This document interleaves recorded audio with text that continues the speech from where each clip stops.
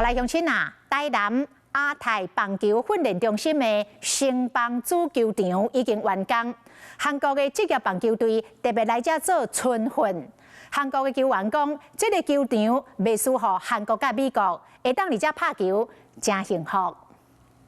亚太国际棒球训练中心的新棒主球场，伫咧今年1月完工，为2月20日开始，来遮春训的韩国恐龙队安排和中华职棒比8场交流赛。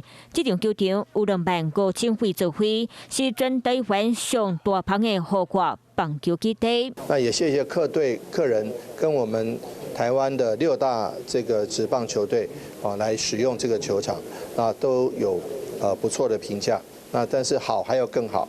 到球迷反响，座位反向行道路修少，都惊人少济会影响出席。很多的设计我们都是有依照一个标准来设计，绝对不会说凭空去设计。希望我们大家都能够来多体谅。市府的修葺，民众意见会伫咧上紧的时间内改善球场的问题。